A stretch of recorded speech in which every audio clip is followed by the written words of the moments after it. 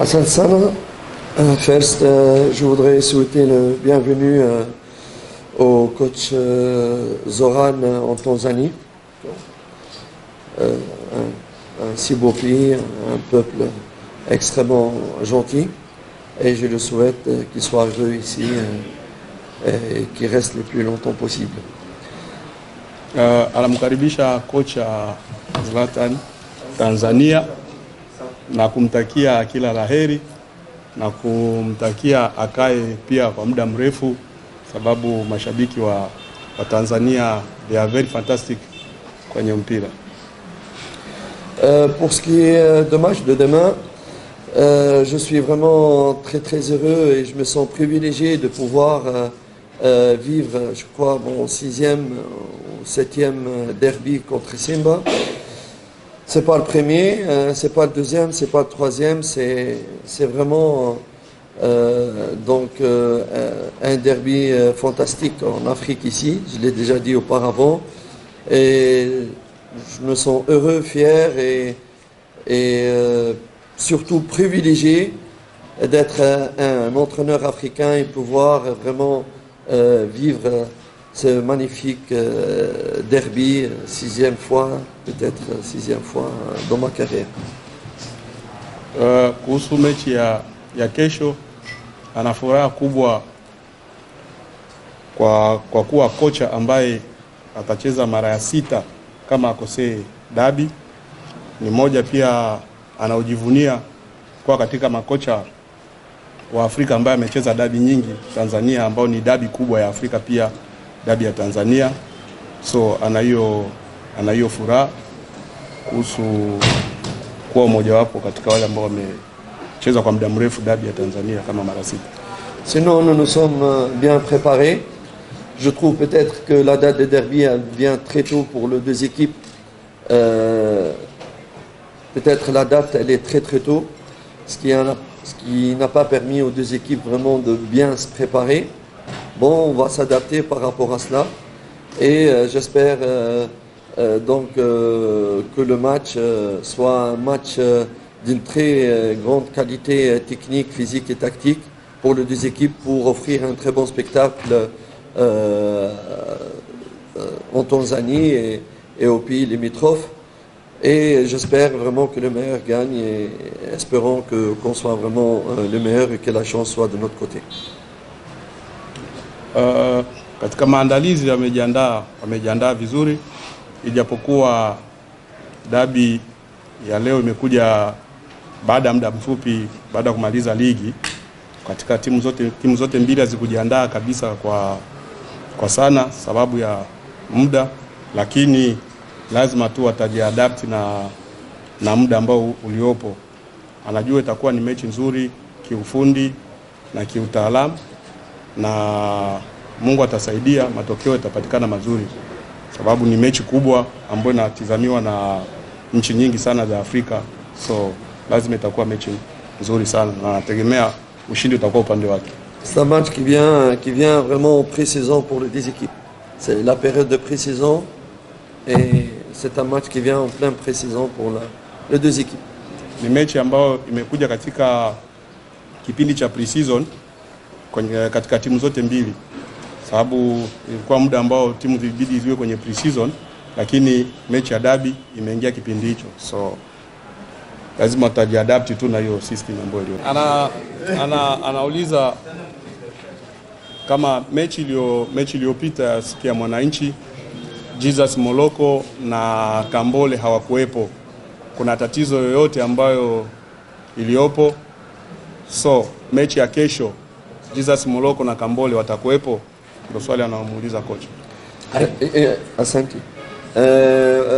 Pour Jésus Moloko, c'est vrai qu'il a eu et Kambole, ils ont eu dans Rafiki game with Mbea. No. Namongo. Rafiki game, tough game is not Rafiki game. With Namongo, no Rafiki game. And two players, Moloko and Lazarus, ils ont eu des blessures. Donc, ils ont eu des blessures. Moloko s'est rétabli, mais par contre, pas encore Lazarus. Donc Lazarus ne serait pas normalement dans l'équipe. Par contre, Moloko, il serait dans l'équipe pour demain. Jesus Moloko na Zarius Kambole walipata majeraha kwenye mechi ya kirafiki na Namungo, ndio sababu ya kutokuwepo. Lakini mechi ya kesho Jesus Moloko anaweza kama atakuwepo, ila Kambole kwa mechi ya kesho hatakuwepo. Asante. Swali la pili. Swali la pili. Yes, karibu. Coach, mimi nauliza swali kuhusiana na muda ambao umetumia kwenye maandalizi kuelekea kwenye mchezo huu. Unaonekana ni muda mchache na hata mechi ambazo umecheza za kirafiki zinaonekana kupata matokeo mazuri. Wewe unadhani kwa namna unavyoangalia mpinzani wako, unawaahidi kitu gani mashabiki wa Yanga? Il dit le temps que tu as utilisé pour les pré-saisons, c'est un peu par rapport à ton adversaire. Et puis même les matchs amicaux que tu avais joué, tu n'as pas eu de bons résultats. Alors qu'est-ce que vous promettez aux supporters de Yanga par rapport à ton adversaire qui a eu le temps de se préparer bien? De lui, de quoi il parle? De quel match il parle? S'il veut parler du match Vipers, qu'il dit match Vipers. Parce que s'il dit tous les matchs tu as payé de bons résultats, d'abord les matchs amicaux ne sont pas faits pour faire de résultats, ils sont faits pour entraîner l'équipe et préparer l'équipe à la saison. Deuxièmement, s'il veut lui parler des résultats, je crois qu'on a perdu qu'un match. Il demande pour les matchs du jour de la présentation contre Vipers, parce que les supporters s'attendaient à avoir un bon résultat avec le recrutement que vous avez fait par rapport à votre adversaire. Vous savez, quand il s'agit d'un match amical, en période de préparation et de festivités, je pense que tout staff technique souhaite la victoire, bien sûr, dans toutes les compétitions qu'il joue. Mais quand il s'agit d'un match rafiki, un match amical, très important, il ne faudrait pas tout faire pour gagner au dépend de la préparation, au dépend de la santé et au dépend de découvrir les nouveaux joueurs ensemble. Ça, c'est une partie de la réponse. Katika mechi la ufundi, kila mechi la ufundi huwa linataka lipate matokeo kwenye kila mechi. Lakini mechi ya kirafiki inakuwa ni mechi ambayo unatumia kwa muda kuangalia wachezaji wako, kuangalia namna ambao mmejiandaa na kuangalia namna wale ambao ni wageni wameingiaje pamoja, kupata muunganiko pamoja na wenzie. That's why mechi ya kirafiki matokeo yake sio tu lazima ushinde, lakini inakusaidia kujua wapi kuna mapungufu na namna kujipanga. Pour répondre à ces questions par rapport, il a dit qu'on a commencé tard, c'est un choix à faire. C'était un choix à faire parce que la date de début de compétition, à savoir le 13, elle était très courte. Elle ne correspond pas au minimum 20 jours de repos pour le joueur, plus 6 semaines de pré-saison préparation, comme ils font presque la majorité équipe au monde. Nous, on était devant un choix à faire. Soit donner quelques jours au plus aux joueurs pour qu'ils récupèrent après une saison très difficile, pour éviter que dans cette saison, ils vont être très fatigués, ils vont retomber, soit leur donner le maximum possible de jours de repos et avec la garantie qu'on pourrait quand même, ils donnent de bonnes prestations parce qu'il y a leur santé elle est mise en cause. On ne peut pas donner à des joueurs qui ont joué presque, je ne sais pas moi, 11 mois, et avec les joueurs de l'équipe nationale, on ne peut pas leur donner 10 jours de repos. Ce n'est pas possible. Kwa muda ambao walioanza pre-season ilitegemea na muda ambao ligi iliisha. Muda ulikuwa mfupi. So na kama muda ulikuwa mfupi, haukuwa na jinsi wawapatie wachezaji zaidi ya siku 20.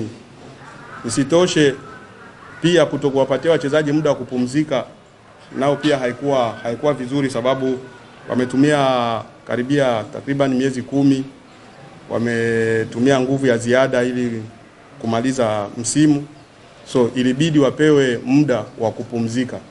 Sasa kutokana na ratiba ya ligi nayo pia kuanza, hakukuwa na jinsi ya kufanya, so lazima ingekuwa tu hivyo. Les nouveaux joueurs, en sachant que tu n'avais pas eu le temps de faire une grande préparation pour faire intégrer les nouveaux joueurs dans l'équipe. Ouais, c'est une bonne question. Si on a fait venir de nouveaux joueurs, c'est pour le faire jouer. Ça c'est certain. Vas-y. Kama waileta wachezaji wapya ni ili wawatumie, ili wacheze.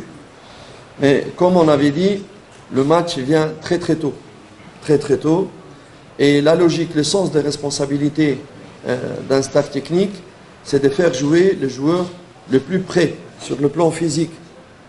Na muda wa kuanza ligi umeanza mapema. So kama majukumu yao benchi la ufundi ni kuangalia wakina nani ambao wako tayari kwa kuwatumia, lakini wote walikuja ili wawatumie. Lakini kutokana na muda aussi, tu peux pas intégrer tous les joueurs nouveaux parce qu'ils sont nombreux avec différents états de préparation. C'est-à-dire il y a des joueurs qui sont prêts, le nouveau, il y a des joueurs qui sont venus vraiment en retard, et aussi il faut tenir compte du point de la cohésion de l'équipe. C'est deux paramètres sur lesquels on doit choisir l'équipe que va commencer dès demain. Mais l'essentiel, c'est que je suis très heureux de tous ces joueurs qui sont venus au club. Le jour où tout le monde va être prêt sur le plan physique, le jour où tous ces joueurs vont comprendre leurs partenaires et se faire comprendre par leurs partenaires aussi, Yang aura vraiment une très très très grande équipe. Et à ce moment-là, il ne faut plus venir me poser la question, à ce moment-là, pourquoi celui-là il joue pas, pourquoi celui-là il joue pas. Non, même le banc, il va avoir des très très grands joueurs sur le banc. Donc, ne soyez pas pressés, nous avons une ligne de conduite, on essaye de ne pas mettre trop de pression sur le nouveau joueur, en même temps avoir une responsabilité vers le club. Quel est le joueur? Ce n'est pas le nom qui compte, c'est l'état mental et l'état physique du joueur actuel qui va compter. Mais ce n'est pas le nom de tel ou tel ou tel. Wachezaji wapya ambao waliokuja kwa kupata muunganiko ya pamoja na wengine inahitaji muda, lakini kuna baadhi yao ambao tayari wako tayari wanaweza kaingia kwenye timu kwa pamoja, ila isipokuwa huko mbeleni wataenda wanawaingiza kidogo kidogo, mmoja baada ya mwingine mpaka waje wapate muunganiko. Na watakapopata muunganiko itakuwa ni timu nzuri sana. So hata hitaji tena mumuulize swali watakapopata muunganiko, kwa nini fulani hacheze, kwa nini fulani amekaa benchi ijapokuwa ni mchezaji mkubwa. So ina maana watakuwa na timu ambayo ina wachezaji wakubwa wengi kwa kuwapanga. Kuna baadhi ambao watakuwa nakaa benchi, wengine wanacheza. Je viens de dire, il faut vraiment comprendre que l'évaluation d'une équipe en période de préparation, le premier critère n'est pas le résultat, mais les performances de joueurs. Je vous donne un exemple. Cette équipe des Vipers, qui est une bonne équipe, elle a commencé la préparation 1 mois avant nous, alors que nous, on n'avait que 12 jours de préparation. Donc sur le plan physique, le plan de l'état mental et tactique et physique, la balance n'est pas la même. Ça c'est une chose. Mechi ya kirafiki ni mechi ambayo sio lazima kupata matokeo, lakini ni mechi ambayo huwa unaangalia wapi ambapo kuna matatizo ili urekebishe. Kwa mfano kama mechi ya Vipers ni mechi ambayo wamejifunza kutokana na matokeo yale, lakini pia Vipers walikuwa na muda ambao waliotumia kwa kuja kwa pre-season karibia mwezi mzima kabla ya Yanga kuanza pre-season. So lazima matokeo hayangekuwa ya design moja, but iliwasaidia kujua namna gani ya kuendelea kuandaa wachezaji na kuwatengeneza ili msimu unaokuja wafanye vizuri.